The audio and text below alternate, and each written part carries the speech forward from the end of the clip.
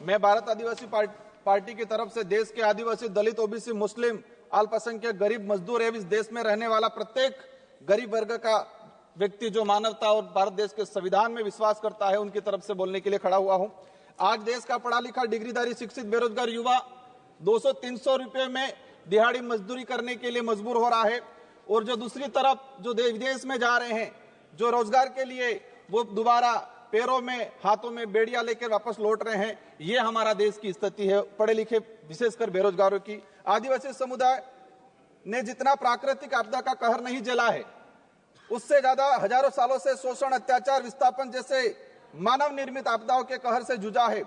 और उसका अगर उस आदिवासी समुदाय को आधुनिकता की लाइन में लाके खड़ा करना है तो विशेषकर एक आर्थिक पैकेज देने की आवश्यकता है, और साथ ही संविधान के अंदर जो प्रावधान है 5वीं अनुसूची और 6ठी अनुसूची का, और विशेषकर पैसा एक्ट को उसको धरातल पे लागू करने की सख्त जरूरत है। सभापति महोदय, देश के अंदर देखा गया है विस्थापन की जो समस्या, भारत देश में विकास के नाम से सबसे ज्यादा अगर कोई विस्थापित हुआ है तो आदिवासी समुदाय विस्थापित हुआ है। एक survey report Indian social institute की एक रिपोर्ट के अनुसार बताया गया है कि वर्ष 2010 से 2025 तक 15 सालों में 15 लाख आदिवासियों को विकास के नाम से विस्थापित किया गया है। वर्ल्ड बैंक की रिपोर्ट में बताया गया है कि विस्थापन आदिवासी समुदाय में से 50% आदिवासी परिवार पुनः विस्थापित नहीं हो पाते हैं।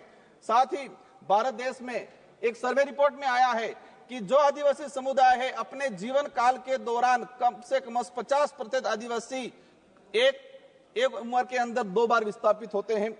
आजाद भारत में उस समाज को प्रताड़ित किया जा रहा है जिसका इतिहास का हर पन्ना खून से रंगा हुआ मिलेगा। क्योंकि आदिवासी जल जंगल जमीन की लड़ाई के लिए, देश की रक्षा के लिए मुगलों से, राजा रजवाड़ों से और अंग्रेजों से लड़ता आया, कभी झुका नहीं, लेकिन आज उनकी हालत बेहद बेहतर है। पिछले 10 सालों में भाजपा सरकार द्वारा धर्म की आड़ में कलम कागज के हथियारों से आदिवासियों के अधिकार, जल जंगल जमीन को हड़प कर आदिवासियों की मानसिक, आर्थिक, बौद्धिक हत्या करने का काम किया गया है। सभापति महोदय, आज बजट में सशक्त भारत बनाने की बात चल रही है।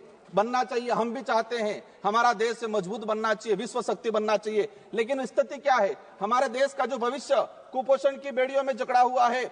NFS 5 की रिपोर्ट बताती है कि आदिवासी बच्चों में 55% आदिवासी कुपोषित, और उसमें भी 42% बच्चे गंभीर एनीमिया से पीड़ित है। और आज देखा गया इस बजट के अंदर कि कुपोषण को दूर करने के लिए कोई बजट का प्रावधान नहीं किया गया है।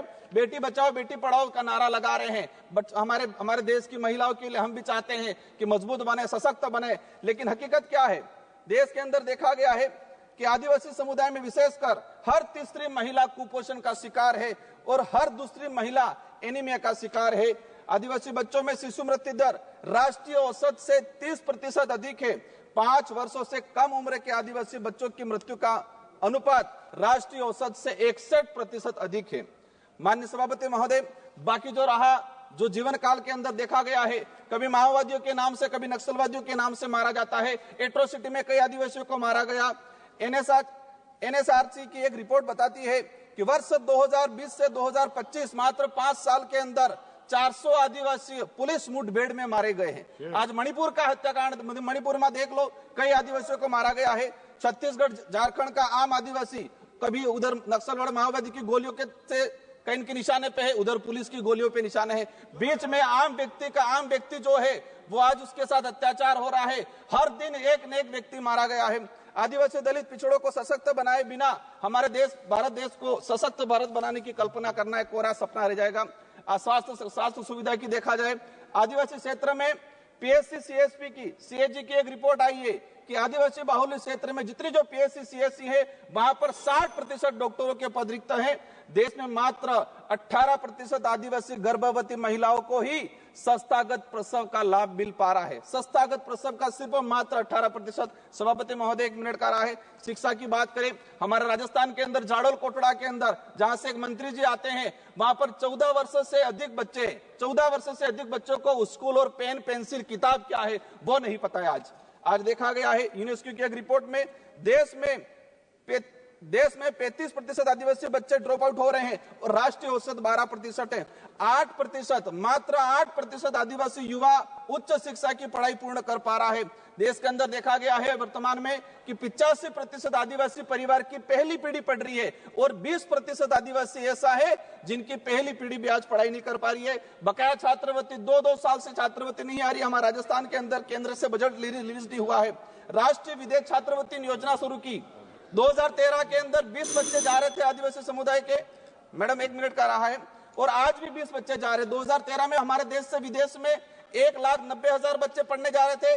आज 2024 के अंदर 13 लाख जा रहे हैं, लेकिन आदिवासियों के लिए वो 20 सीटें हैं, वही 20 सीटें आज तक वो बढ़ाई नहीं गई है। लास्ट में अंतिम में कहना चाहूंगा, नरेगा के अंदर इस बार देखा गया बजट कोई नहीं बढ़ा गया है। नरेगा की मजदूरी 200 रुपए मिल रही है, उसको 600 रुपए तक किया जाए और 100 दिन का जो रोजगार है वो 200 दिन तक किया जाए। साथ ही आंगनवाड़ी कार्यकर्ता से हर प्रकार की सर्वे करा जाते हैं, सेंट्रल गवर्नमेंट इसको हैंडओवर करे और आंगनवाड़ी कार्यकर्ता सहायिका को एक राजकीय कर्मचारी का दर्जा दिया जाए और उसको नियमित करके भुगतान किया जाए। जल जीवन मिशन की बात हो रही थी, लेकिन